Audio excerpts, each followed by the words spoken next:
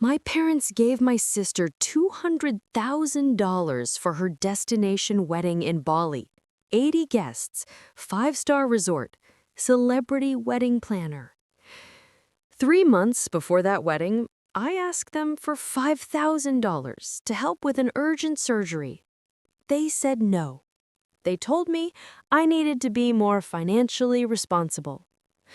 Then, 2 weeks after refusing my medical bill, they sat me down at Sunday dinner and told me I was expected to contribute $30,000 as maid of honor for my sister's wedding, the wedding they were already fully funding with $200,000 of their money. When I said I couldn't afford that, my mother looked at me like I'd just announced I was joining a cult. "Family helps family," she said. "Your sister would do this for you." Except my sister has never done anything for me, and I have the receipts to prove it. My name is Sarah. I'm 32 years old. I'm a teacher. And I grew up as the scapegoat child in a textbook case of golden child syndrome. This is the story of how my parents expected me to bankroll my golden sister's fairy tale wedding while they had just refused to help me with a medical emergency. And what happened when I finally said the word I should have said 20 years ago. No. I need you to understand something before we go any further. The wedding demand wasn't an isolated incident.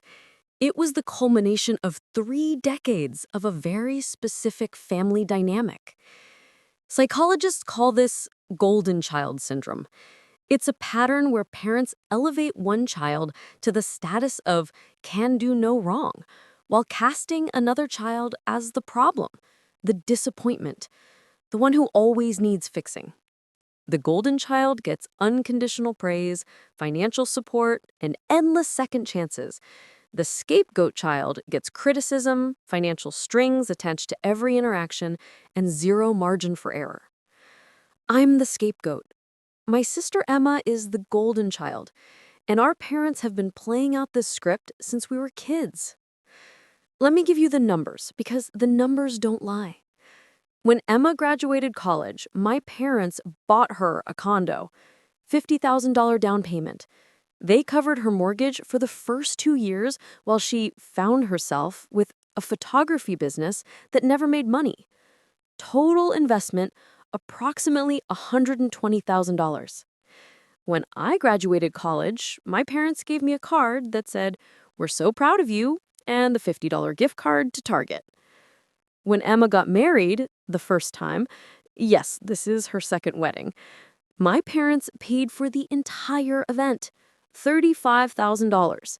The marriage lasted 14 months. When she divorced, my parents paid for her lawyer, $8,000. When I got engaged at 26, my parents told me they couldn't help with the wedding because they were still recovering from Emma's. They gave me $2,000 and told me to be creative. I ended up canceling the wedding because my fiancé and I couldn't afford it. We broke up 6 months later. When Emma decided she wanted to go back to school for a master's degree she'd never use, my parents paid her tuition, $45,000 over 2 years. She dropped out after 3 semesters. When I asked my parents for help with a down payment on a small house, they said they didn't believe in enabling adult children. I was 29. Are you starting to see the pattern? By my count, and I have the receipts because I'm a teacher and teachers track everything, my parents have given Emma approximately $280,000 over the past 10 years. They've given me exactly $12,000. That includes birthdays, holidays, and graduations. The ratio is 23-1. $23 to Emma for every $1 to me. You have to understand what it's like to grow up in a house with a golden child and a scapegoat child. It's not about love. parents don't love the golden child more, even though it feels that way to everyone involved. What's actually happening is that parents are using the golden child as a projection of their own unmet needs, and the scapegoat child as a repository for everything they can't accept about themselves. My mother sees Emma as the daughter she wishes she had been: beautiful, creative, free-spirited. She sees me as a reminder of her own limitations: practical, boring, too responsible. My father sees Emma as worthy of protection because she needs him. He sees me as self-sufficient to the point where I don't need anything from him, which conveniently absolves him of having to provide it. The golden child gets the best of everything, not because they've earned it, but because the parents are essentially funding their own fantasy of who they wish they could be. The scapegoat child gets criticism and rejection not because they've failed, but because they represent reality, and reality is uncomfortable. This pattern creates what psychologists call parentification in the scapegoat child. That's when a child is forced to take on adult responsibilities while still being treated as less deserving than their sibling. I was expected to be financially independent at 18, while Emma was being subsidized well into her 30s. I was told to figure it out while Emma was handed solutions. The kicker? The pattern becomes self-reinforcing. The more Emma failed, the more my parents rescued her, which taught her she never had to face consequences. The more I succeeded, the less my parents helped, which taught me I was only valuable when I didn't need anything. By the time Emma announced her second engagement to Marcus, a nice enough guy with a corporate finance job who definitely could have afforded his own wedding, the pattern was so deeply established that nobody even questioned it when my parents immediately offered to pay for everything. Nobody questioned it except me. 3 months before Emma's wedding, I had what's called an ovarian torsion. If you don't know what that is, count yourself lucky. It's when your ovary twists on itself, cutting off blood supply. It's excruciating. It requires emergency surgery. I have insurance, but insurance doesn't cover everything. After my deductible and copays, I was looking at about $5,000 in out-of-pocket costs. Not catastrophic, but not nothing either, especially on a teacher's salary. I called my parents from the hospital recovery room, not because I wanted to, but because they had just spent the previous Sunday dinner telling me all about the deposits they were putting down for Emma's wedding venues: the Bali resort, the photographer, the flowers being flown in from Thailand. $200,000 for flowers and photographers felt like it existed in a different universe from my $5,000 medical bill. I didn't ask for the full amount. I asked if they could help with half, $2,500. I told them I'd pay them back within a year.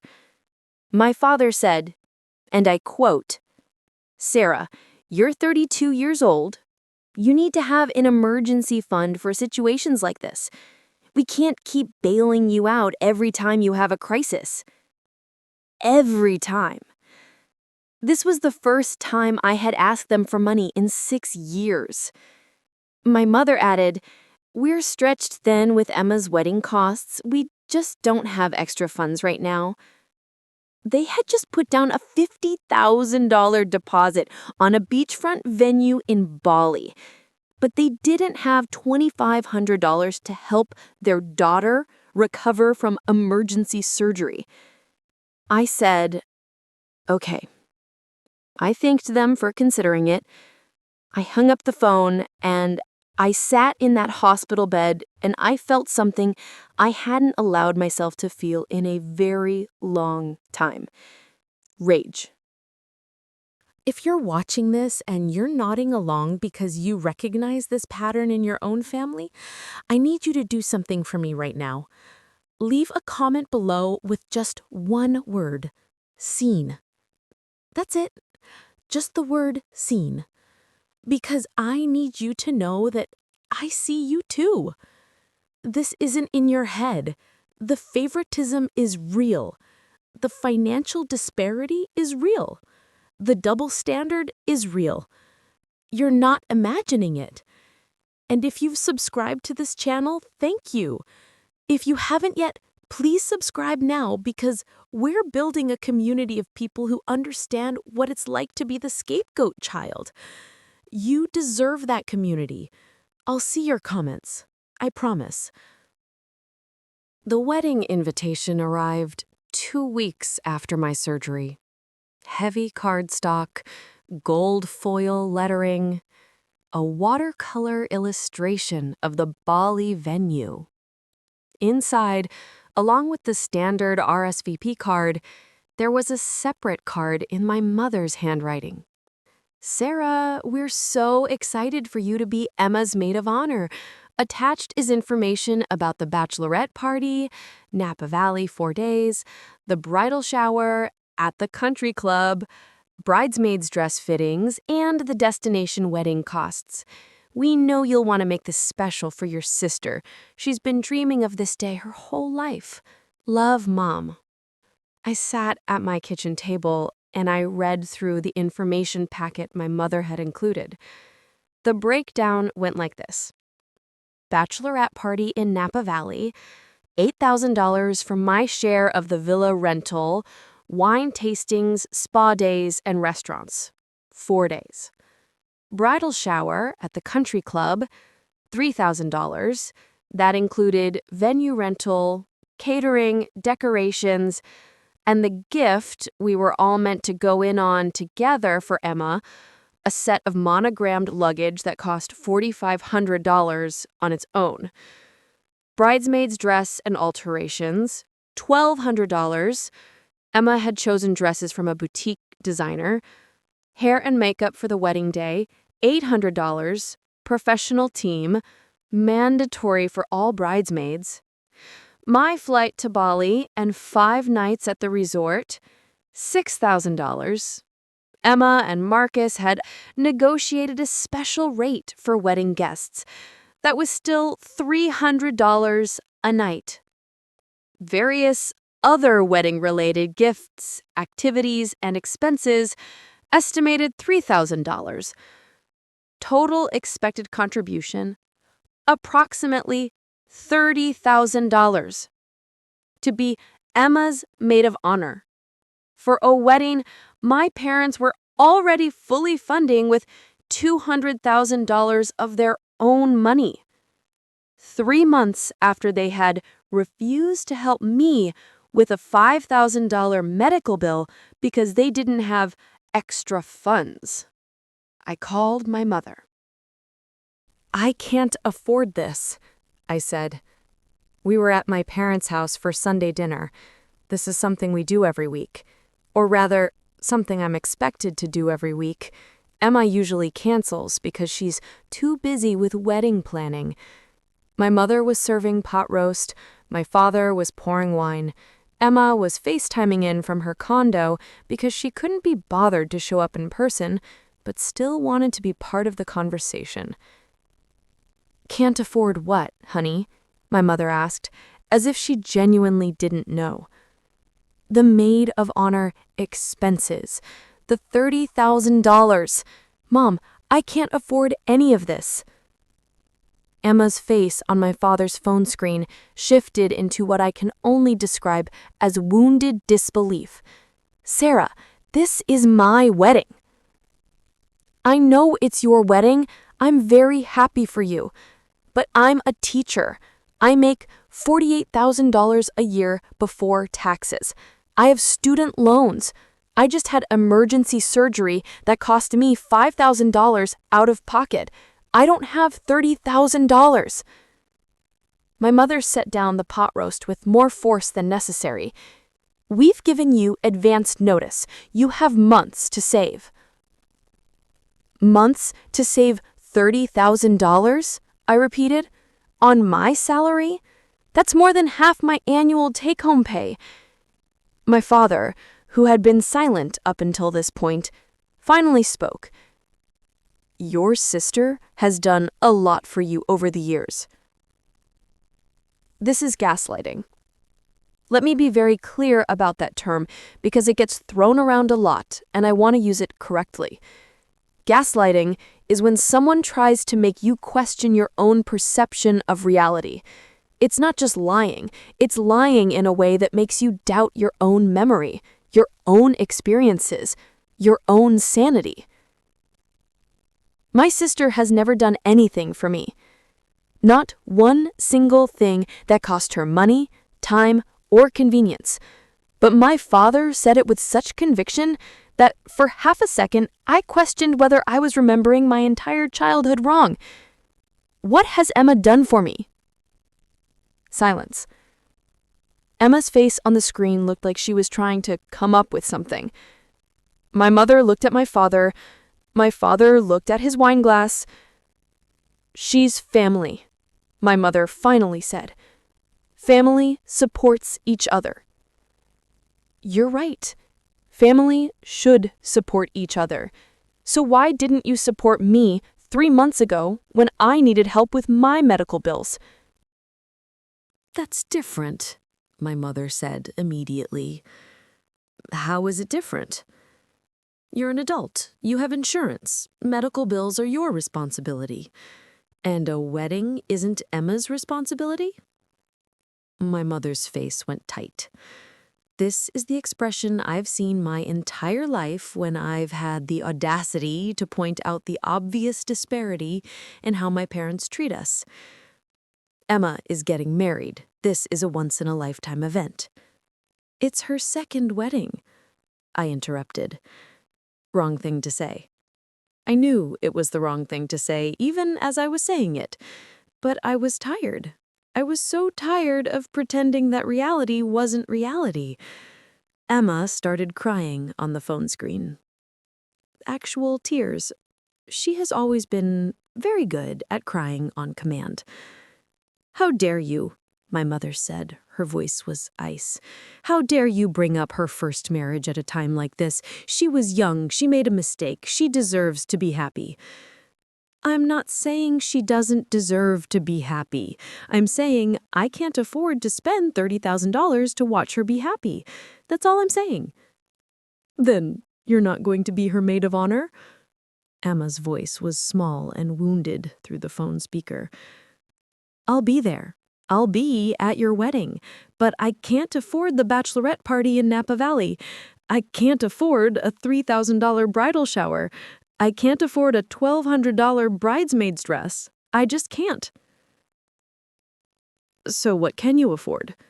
My father asked. His tone suggested that any answer I gave would be inadequate.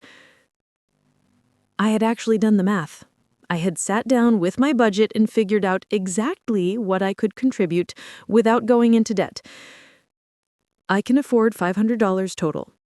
I can buy a bridesmaid's dress off the rack that matches your color scheme. I can contribute to a bridal shower gift. I can send a nice wedding gift. But that's all I can do. The silence that followed was deafening. $500? My mother repeated slowly. Yes. For your sister's wedding? Yes. Emma was no longer crying. She was staring at the screen with an expression I'd never seen before. It wasn't sadness. It was shock. Like I had just revealed myself to be a completely different person than she thought I was. We're giving her $200,000 for this wedding, and you're offering $500. You're giving her $200,000. I'm offering what I can afford, which is $500. Those are two different things. Unbelievable, Emma said. She hung up the call. My father stood up from the table. He said, I think you should leave. Let me explain what just happened there. Because if you've never been the scapegoat child in a golden child dynamic, that scene might have seemed dramatic or even cruel. But if you have been the scapegoat, you recognized every single beat of that conversation. What my parents and Emma were doing is something psychologists call triangulation. That's when two or more people gang up on one person to make that person feel like they're the problem. The goal isn't to solve the conflict. The goal is to force the scapegoat back into their designated role. In a healthy family, if one sibling told another sibling they couldn't afford to spend $30,000 on wedding expenses, the response would be, of course you can't afford that. That's completely unreasonable. Let's figure out a way for you to participate that works for your budget. In a golden child syndrome family, that same statement triggers a coordinated attack designed to make the scapegoat feel guilty, selfish, and wrong for having boundaries. Notice what happened. My mother immediately reframed my financial limitation as a character flaw. I wasn't broke, I was unsupportive. My father invented a false history. Emma had done a lot for me with zero evidence. Emma weaponized her emotions, tears, to make me look like the villain. All three of them worked together to make me question whether my boundary was reasonable. This is also an example of what's called DARVO: deny, attack, reverse victim and offender. They denied the disparity, pretended $200,000 and $5,000 existed in the same reality. They attacked my character. I was being selfish and unsupportive. They reversed who the victim was. Emma was the wounded party, not me. And here's the thing about golden child syndrome that makes it so insidious. The golden child genuinely believes they're the victim. Emma genuinely felt wounded by my boundary. She wasn't faking those tears. In her mind, she deserved $200,000 from my parents and $30,000 from me, and my failure to provide the latter made me a bad sister. Why? Because she spent her entire life being taught that her wants are equivalent to everyone else's needs. My parents created this monster, and then they expected me to feed it. I left my parents' house that night, and I blocked all three of them on my phone. Not permanently, just for the week. I needed space to think. By Monday morning, my phone was full of text messages from relatives I hadn't heard from in months. My aunt: your mother told me what happened. I'm sure you didn't mean to hurt Emma like that. Maybe you could take out a small loan. My cousin: hey, I heard about the wedding drama. Emma is really upset. You know how important this is to her. My father's sister: family is everything, Sarah. I know money is tight, but surely you can find a way to make this work. My mother's friend from book club: I don't normally get involved, but your mother is heartbroken. This is Emma's day. Can't you just be happy for her? This is called flying monkeys. It's a term that comes from the Wizard of Oz. The Wicked Witch's flying monkeys do her bidding. In family dynamics, flying monkeys are people who carry out the primary aggressor's agenda without understanding or caring what the actual conflict is about. None of these people knew the numbers. None of them knew that my parents had refused to help me with a medical emergency 3 months earlier. None of them knew about the 23-to-1 spending ratio. All they knew was the story my mother had told them. Sarah is refusing to participate in her sister's wedding because she's selfish and jealous. I didn't respond to any of them. Instead, I did something I'd been avoiding for years. I went to therapy. The therapist's name was Dr. Martinez. She specialized in family systems and trauma. I had been on the waiting list for 3 months. I told her everything. The medical bill, the wedding demands, the lifetime of disparate treatment, the flying monkeys, all of it. When I finished, she was quiet for a long moment. Then she said, "How much of your life have you spent trying to earn the same treatment your sister gets automatically?" I started crying before I could even process why the question hit so hard. "All of it," I said. "All of my life." "And has it worked?" "No." "It's not going to work," Dr. Martinez said gently. "Not because you're not good enough, but because the game is rigged. They don't want you to be Emma. They want you to be the person who isn't Emma. That's your role in this system. No amount of achievement or people-pleasing or self-sacrifice will change it. The only thing you can change is whether you keep playing." So what do I do? You decide what you're willing to give, and you don't apologize for it. You've already told them you can contribute $500. That's generous, by the way. Most people in your financial situation wouldn't offer anything. Now you hold that boundary, and you stop explaining yourself. They're going to hate me. They already hate the version of you that has boundaries. They just haven't seen her yet because you've been hiding her. The question is, can you tolerate their disapproval long enough for them to realize you're serious? I didn't know the answer to that question, but I was about to find out. I want to pause here and ask you something. If you're someone who's been the scapegoat in your family, I need you to hear this. You don't owe anyone access to your bank account just because you shared DNA.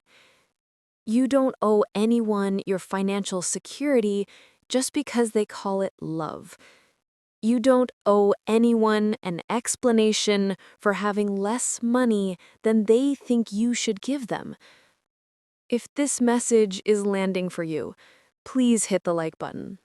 It helps this video reach other people who need to hear it. And if you want more content about setting boundaries with difficult family dynamics, there's a subscribe button right below this video.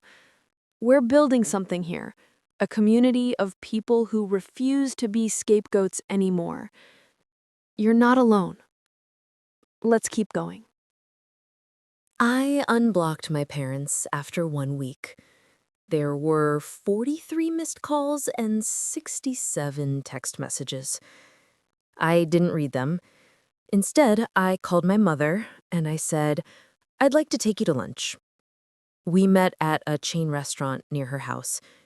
Neutral territory. Public enough that she couldn't make a scene. I had prepared a speech. I had practiced it with Dr. Martinez. "I'm going to be at Emma's wedding," I said. "I love Emma and I want her to be happy, but I can't afford to spend $30,000 on maid of honor expenses. What I can afford is $500, total. I can buy a bridesmaid dress that matches your color scheme for $300. I can contribute $100 toward a group gift for the bridal shower, and I can give Emma and Marcus a $100 wedding gift. That's my offer." My mother's face did that thing where she tried to look understanding while clearly being furious. "Sarah, honey, that's just not enough. It's what I have. You could get a second job. You have the whole summer off." "I'm a teacher. I don't have the summer off. I have 2 months of unpaid leave during which I'm expected to take continuing education courses and prepare curriculum for the following year." But this is an argument I'd had with my mother 1,000 times before. She thinks teachers work part-time.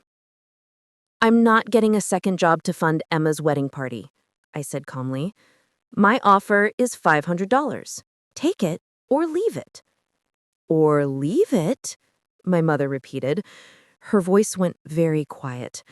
This is more dangerous than when she yells, "Are you threatening not to come to your sister's wedding?" I just said I'm going to be there, but I'm telling you what I can afford to contribute. If that's not acceptable to you and Emma, then we need to discuss what my role in the wedding will be. Maybe I shouldn't be maid of honor. Maybe I should just be a guest. Your sister needs you to be maid of honor. Then she needs to accept my financial limitations. My mother stared at me like I'd grown a second head. In 32 years of life, I had never spoken to her like this. I'd never held a boundary like this. I had never stopped explaining and apologizing and trying to make her understand. "I need to talk to your father," she finally said. "Okay, you have my number." I paid for both our lunches, because of course I did, and I left. 3 days later, my father called and asked me to come to the house for a family meeting. Emma would be there in person this time. I almost said no. Dr. Martinez had warned me that family meetings in systems like ours are usually just another opportunity for triangulation. But I wanted to give them one more chance to hear me. I arrived to find my parents, Emma, and Marcus all sitting in the living room. Marcus looked uncomfortable. He's a nice guy. I don't think he had any idea what he was marrying into. "Sarah," my father started, "we've been talking and we think we've come up with a compromise. Here's the thing about compromises in dysfunctional families. They're not compromises, they're just the same demand with slightly different packaging." "What's the compromise?" I asked. "We'll pay for your flight to Bali. That's $6,000. And we'll reduce the bachelorette party cost by having you share a room with one of Emma's other bridesmaids instead of having your own. That brings your share down to $4,000 for Napa Valley instead of $8,000. I did the math in my head. $6,000 removed from my expected contribution. $4,000 instead of $8,000 for Napa Valley. That brought my total from $30,000 to $24,000. So instead of $30,000, you're asking me to spend $24,000.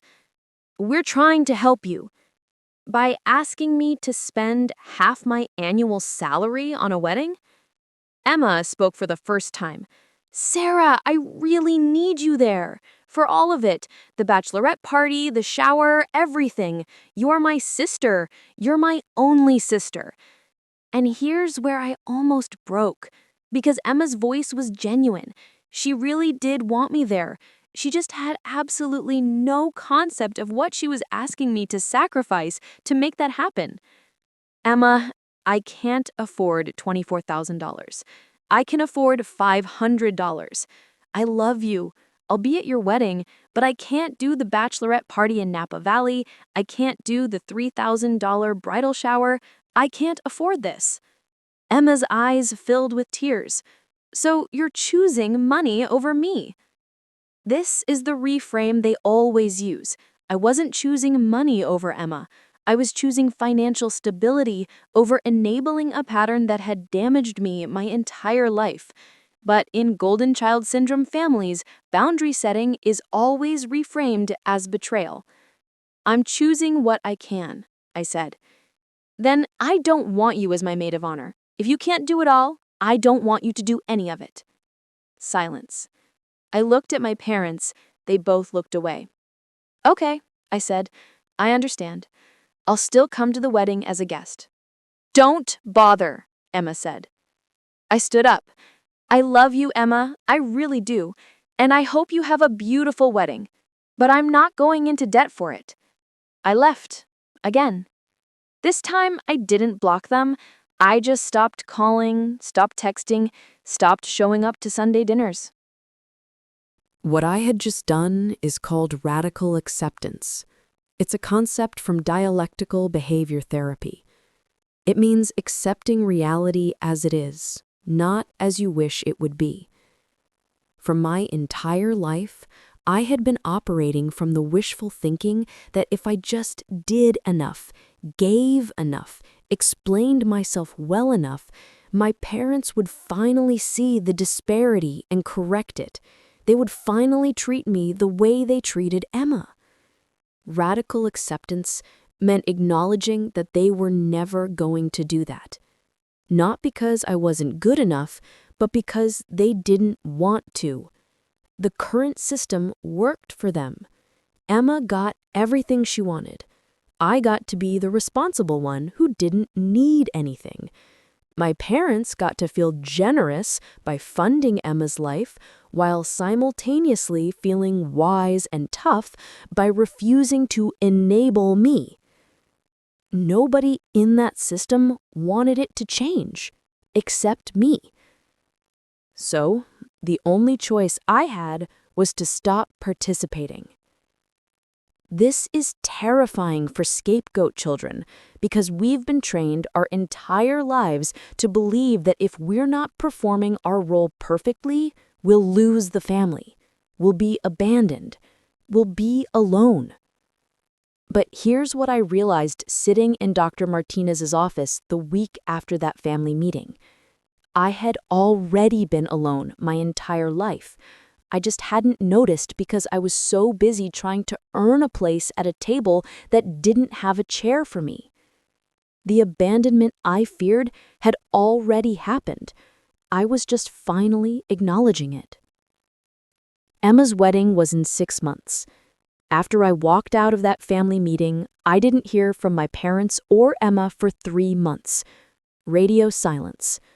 No Sunday dinner invitations, no random texts from my mother asking me to stop by, no calls from my father asking for advice about his computer problems, nothing. At first, it felt like relief. Then it felt like grief.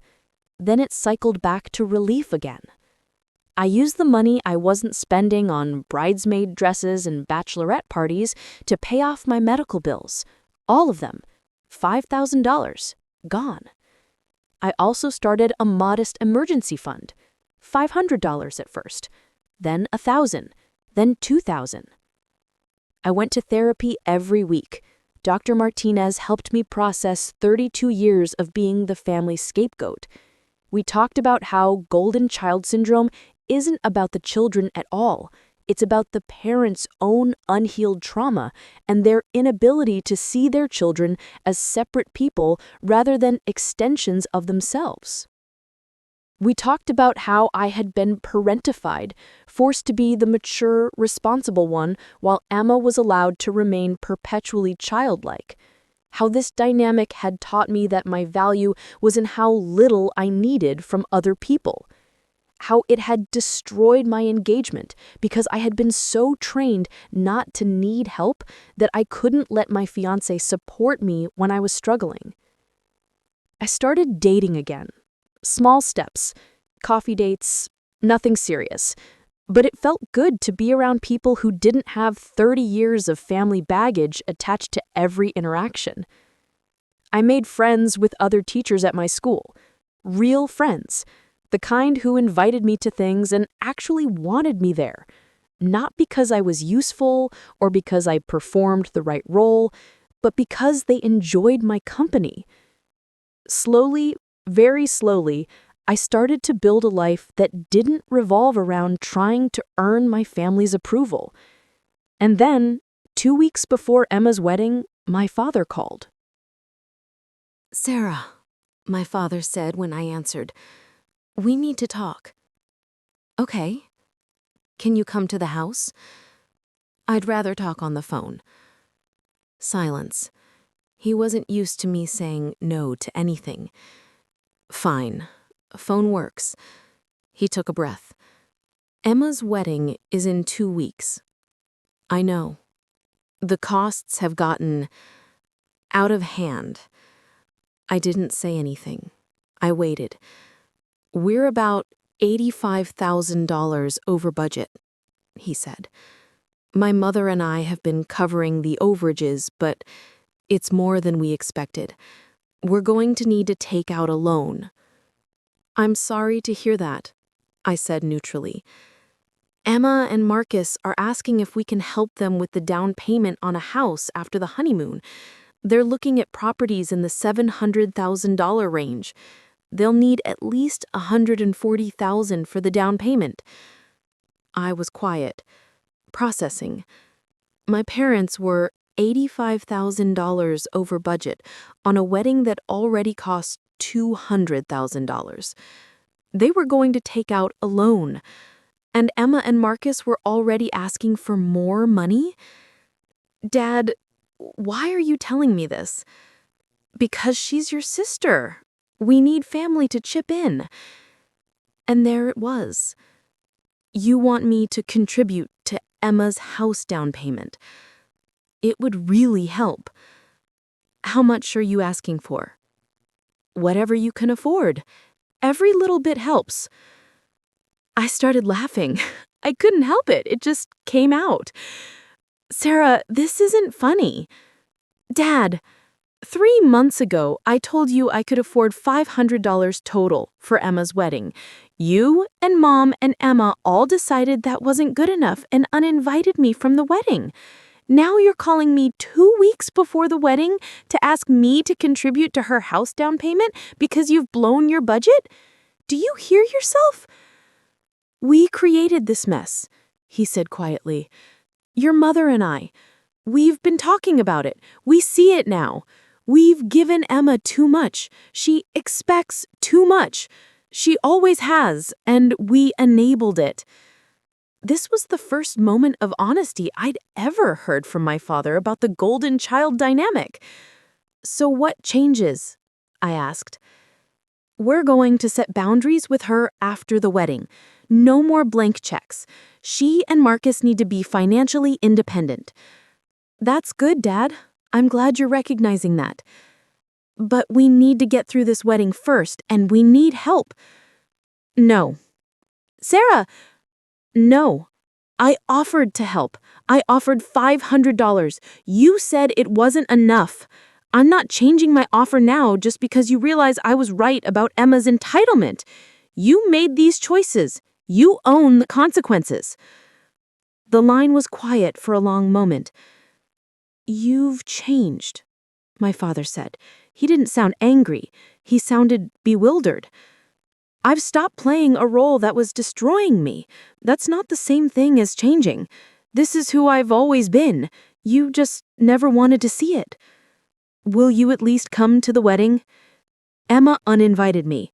If she wants me there, she can call me herself and apologize for the way she spoke to me at that family meeting. Otherwise, I'm spending that weekend at the beach with friends. I hung up before he could respond. Emma didn't call. Neither did my mother. The wedding was on a Saturday in Bali. I had already booked a beach house rental with 2 teacher friends for that same weekend. We were going to the Oregon coast. 3 days of reading books, drinking wine, and watching the ocean. On Wednesday, before the wedding weekend, my phone started blowing up with texts from cousins and aunts. Are you really not going to Emma's wedding? Your mother is devastated. This is so selfish of you. The flying monkeys were in full force. I muted all of them. On Thursday, Marcus called me. Not Emma. Marcus. Sarah, I don't know what's going on with your family, but I want you to know that I told Emma she needs to apologize to you. She was wrong to uninvite you. And I'm sorry I didn't speak up in that family meeting. I should have said something. Marcus, for what it's worth, has always been kind to me. He comes from a normal family where people don't play these games. Thank you for saying that, Marcus, I said. I appreciate it. But Emma needs to be the one to call me, and she needs to mean it. I know. I've told her that. She's really stressed about the wedding. I'm sure she is. For what it's worth, I think your parents did Emma a disservice by funding her entire life. She has no concept of money. She doesn't understand what things cost. She thinks if she wants something, it should just appear. It's going to be a problem in our marriage if we don't address it. I liked Marcus in that moment more than I ever had before. "You're right," I said. "And I hope you're able to set those boundaries with her. But that's between you and Emma. My relationship with her is separate." "Fair enough.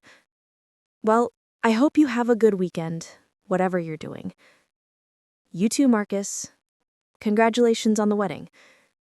I meant it. Marcus seemed like a good person. I hoped he knew what he was signing up for.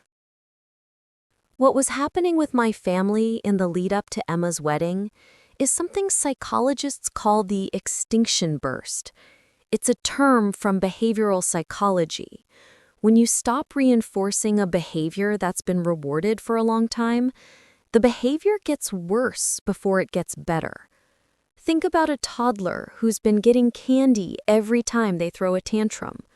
The parent decides to stop giving candy. The toddler doesn't just stop throwing tantrums.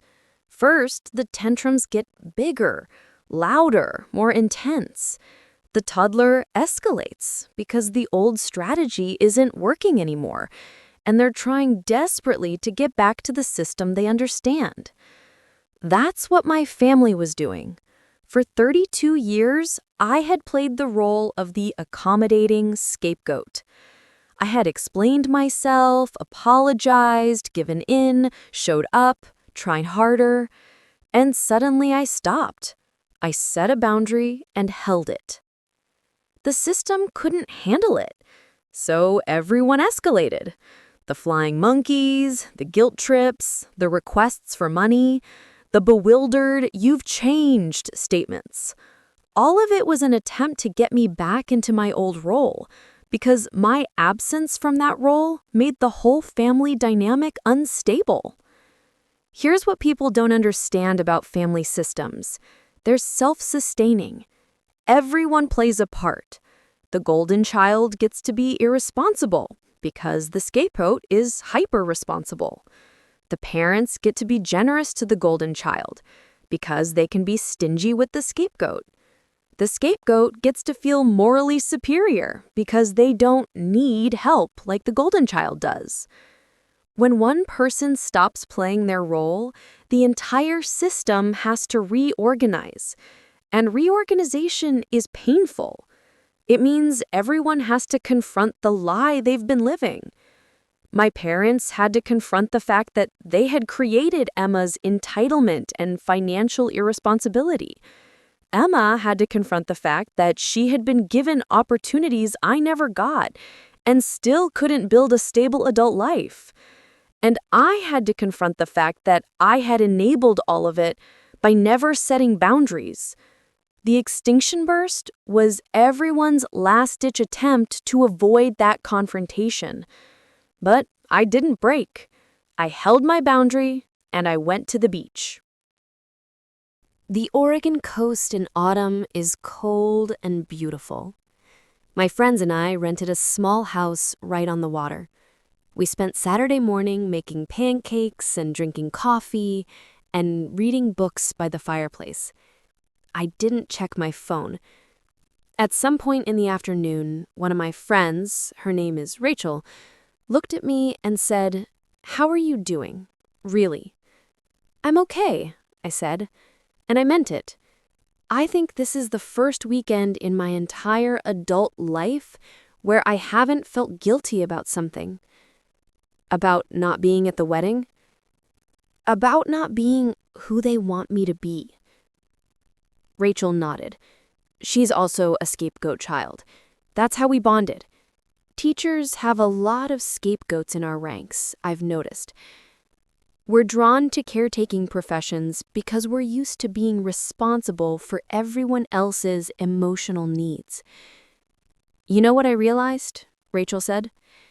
"People who genuinely love you don't make you feel guilty for having limits. They adjust their expectations to reality. The people who make you feel guilty are the people who value what you provide more than who you are." I cried. Not sad crying, relief crying. We spent the rest of the weekend walking on the beach, cooking elaborate meals, and talking about everything except my family. It was perfect. On Sunday evening, I finally checked my phone. 73 missed calls, over 100 text messages. But only one that mattered. It was from my father. "We need to talk. It's important. Please call when you can." I called him Monday morning. "The wedding was a disaster," my father said. "What happened? Everything cost more than we were told it would. The venue had hidden fees. The photographer demanded more money on the day of the wedding because of unexpected overtime. The flowers they flew in from Thailand were dead on arrival and had to be replaced at triple the cost. Emma had a meltdown about the replacement flowers not matching her vision and refused to walk down the aisle for 2 hours. Your mother had a panic attack. The whole thing was a nightmare." "I'm sorry that happened," I said. And I was. I didn't wish misery on anyone. "We're $135,000 over budget," he said. "We've had to take out a home equity loan. We'll be paying this off for the next 10 years. I didn't know what to say to that. Emma and Marcus left for their honeymoon yesterday. Before they left, Emma asked us when we could discuss the house down payment. After everything, after we just went into debt for her wedding. She asked when we could give her more money. What did you say? Your mother said we'd talk about it when they got back from the honeymoon. I said no. I said we're done. No more money. Not for a house, not for anything. Emma is 34 years old and she needs to fund her own life." "How did that go?" "Emma cried. She said we were ruining her happiness. She said if we really loved her, we'd help her get started in her new marriage. Your mother started to cave, but I held firm. I told Emma that we've been enabling her for too long and it ends now." There was a long silence. "Your mother is furious with me," my father said. "She thinks I'm being cruel. But Sarah, I saw it this weekend. I saw what we created. Emma is a 34-year-old child. She has no concept of consequences. She thinks the world owes her everything. And we did that. We made her that way." "Yes," I said simply. "You did. You tried to tell us. 3 months ago, you said you could only afford $500 and we called you selfish. But you were the only one being realistic, the only one living within your means, and we punished you for it." "I know. I'm sorry." It was the first apology I'd ever received from my father for the golden child dynamic. I should have felt vindicated. I should have felt triumphant. Instead, I just felt tired. "I appreciate you saying that, Dad. Will you forgive us?" "Eventually. But not today. You've spent 32 years showing me where I rank in this family. One apology doesn't erase that. You need to show me that things are actually going to change." "How do we do that?" "You start by respecting my boundaries. You start by treating me like an adult who gets to make her own financial decisions without being guilted or punished. You start by acknowledging that Emma has been given hundreds of thousands of dollars while I've been given almost nothing, and that disparity did real damage to me. And you stop asking me to fund Emma's lifestyle." "Okay," he said. "That's fair. And Dad, when Mom tries to convince you to cave on the house down payment, and she will, you hold firm. Not because I told you to, but because Emma needs to learn to live in reality. If you really love her, you'll let her experience natural consequences instead of rescuing her from them." "You sound like a therapist."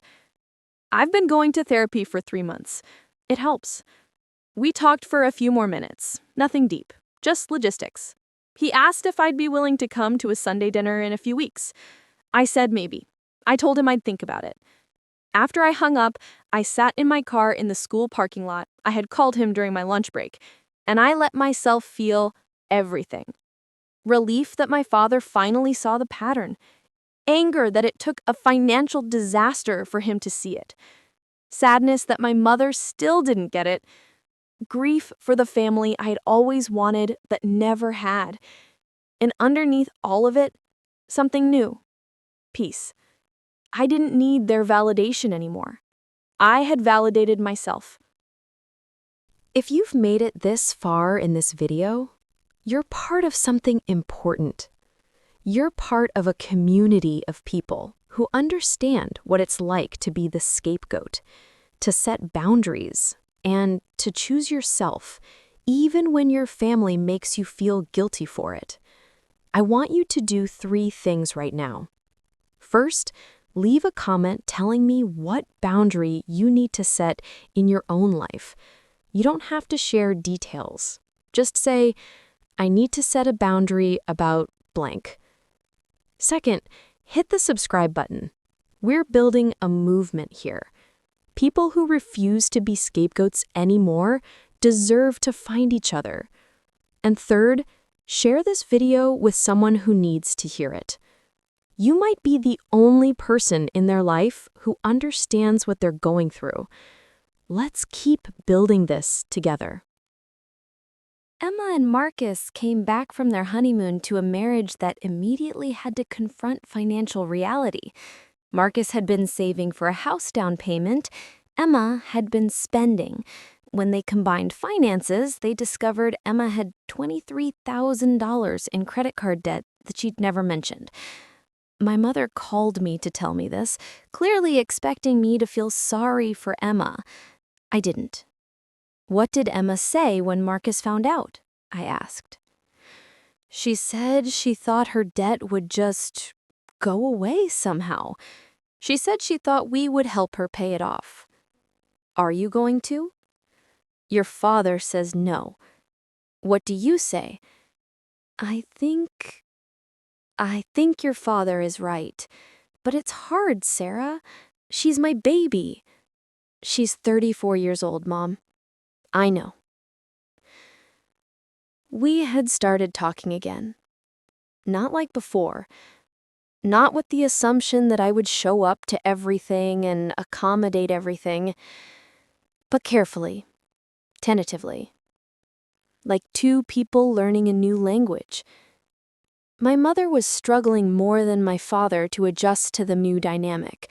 She had spent 34 years being Emma's emotional support system, and Emma's marriage to Marcus had disrupted that role. Mom didn't know who she was if she wasn't rescuing Emma from something. Dr. Martinez had told me this would happen. Parents who enable golden children often experience an identity crisis when they stop enabling. Their entire self-concept is built around being the one who helps. When they stop helping, they have to confront the emptiness underneath. I felt bad for my mother, but I also knew it wasn't my job to fix her. 4 months after the wedding, Emma called me. Not my parents, Emma herself. Can we get coffee? She asked. I hesitated. Dr. Martinez and I had spent weeks preparing for this conversation. We had role-played different scenarios. We had identified my boundaries. We had practiced saying no. Sure, I said. When? We met at a Starbucks halfway between our homes. Emma looked tired. Not physically tired, emotionally tired. Marcus and I are in marriage counseling, she said, after we'd gotten our drinks. I'm sorry you're struggling. And I was. Whatever Emma had done, I didn't wish misery on her. My therapist told me I have an entitlement complex. She said Mom and Dad taught me to expect things without earning them. She said I've never experienced real consequences for my choices because they always rescued me. I sipped my coffee and waited. She asked me to think about how my privilege affected you, and I couldn't come up with anything at first, because in my head, I was the victim. I was the one who struggled. I was the one who needed help. But then Marcus showed me the numbers. What numbers? He made a spreadsheet of everything Mom and Dad have given me since I graduated college, compared to everything they've given you. I felt my stomach tighten. It's $287,000 to me and $12,000 to you over 10 years. I know. You knew? I've known for a long time, Emma. She looked at her coffee cup. Why didn't you ever say anything? I said things. For years. Nobody wanted to hear it. You heard it as jealousy. Mom heard it as me being ungrateful. Dad heard it as me being dramatic. I'm sorry. It was the first apology Emma had ever given me. Thank you, I said. I don't know how to fix this. I don't know how to be the kind of person who doesn't need constant rescuing. Marcus is a good guy, but he's frustrated with me. He says I don't understand how money works. He says I think it just appears when I need it. And he's right. So what are you going to do? I got a job. A real job. Full-time. Marcus helped me put together a resume. I start next week. Marketing coordinator for a small tech company. It pays $45,000 a year. It was the first time in Emma's adult life that she'd had a full-time job. That's really good, Emma. I'm proud of you. She started crying. I'm so sorry. For the wedding. For everything. For not seeing how unfair it all was. For calling you selfish when you were just being realistic. I reached across the table and squeezed her hand. I forgive you. People don't understand about golden children. They're victims too. Not in the same way scapegoats are victims, but victims nonetheless. When you're raised to believe that you deserve everything without earning it, you never develop the skills to actually build a life. You never learn resilience because you've never had to overcome anything. You never learn resourcefulness because someone always hands you the answer. You never learn self-worth because your worth has always been external, based on what people give you, not who you are. Emma had been given hundreds of thousands of dollars, and she had nothing to show for it. No career, no savings, no skills, no confidence that she could handle anything on her own. My parents thought they were helping her by constantly rescuing her. But what they actually did was cripple her. I, on the other hand, had been forced to figure everything out alone. It was painful, it was unfair, but it taught me competence. It taught me that I could survive anything. It taught me that my worth wasn't dependent on anyone else's approval. The golden child scapegoat dynamic damages both children, just in different ways. Emma was starting to see that now, and I was grateful. Not because I wanted her to suffer, but because awareness is the first step toward change. 6 months after the wedding, my family looked completely different. Emma was working full-time and living within her means. She and Marcus had created a budget and were paying off her credit card debt. My parents were no longer funding her lifestyle. My mother was in therapy. She had finally admitted that she had used Emma as a way to avoid dealing with her own unfulfilled dreams. Giving Emma everything was easier than confronting why she felt empty. My father had held his boundary. He hadn't given Emma money for a house down payment. He had told her she and Marcus needed to save for it themselves. Emma had been angry at first, but eventually she accepted it. I went to Sunday dinners again. Sometimes. Not every week.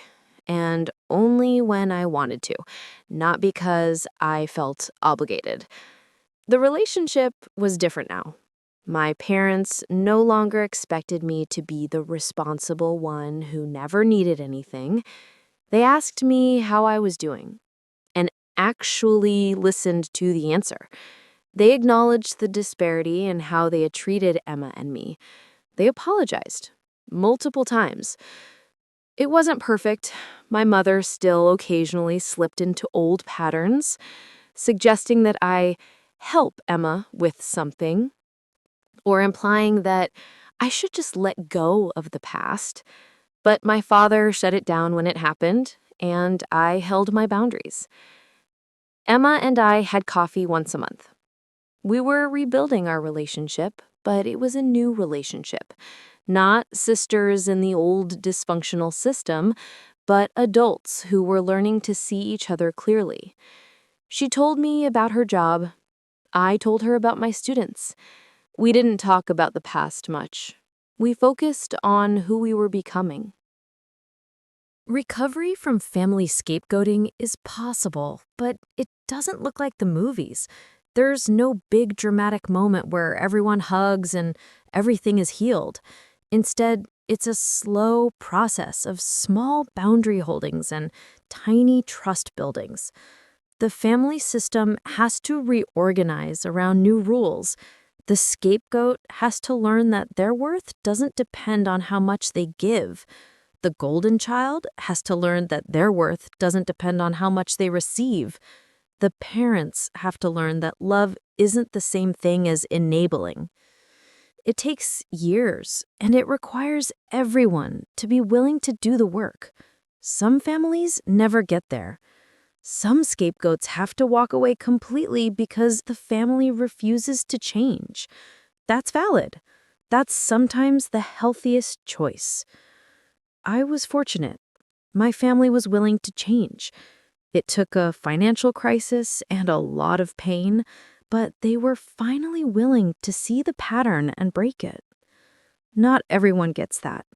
If you're someone who had to walk away from your family permanently because they wouldn't stop scapegoating you, you made the right choice.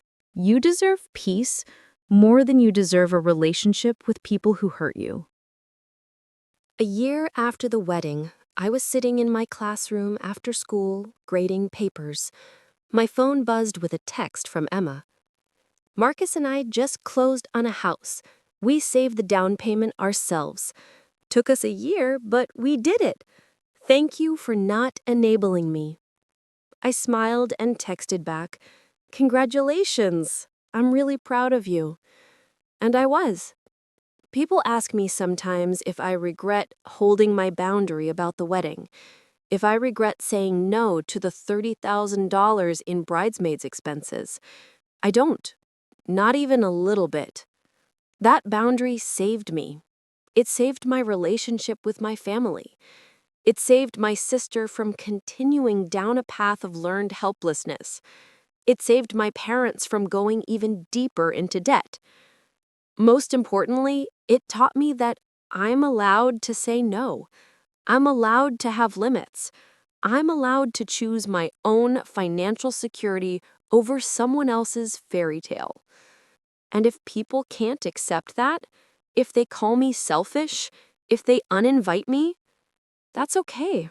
Because I'd rather be uninvited than destroyed trying to earn a place at a table that was never meant for me. I don't miss the old version of my family. I don't miss being the scapegoat. I don't miss explaining and apologizing and trying to make them understand. I like the new version better. The one where I get to show up as myself, with boundaries, and still be part of the family. And if that hadn't been possible, if they had never come around, I would have been okay. Because I finally learned the most important lesson. I don't need them to validate me anymore. I validate myself. If you made it to the end of this video, thank you. Truly. This story was hard to tell, but it was important. If you're the scapegoat child in your family, I want you to know You're not imagining it. The favoritism is real. The financial disparity is real. The double standard is real.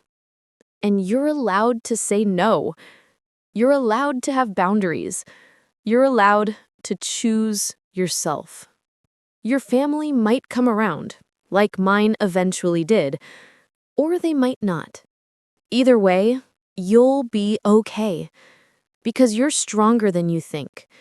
You've already survived being the scapegoat. You can survive anything. Drop a comment below if this resonated with you. Tell me your story. We're building a community here. You're not alone.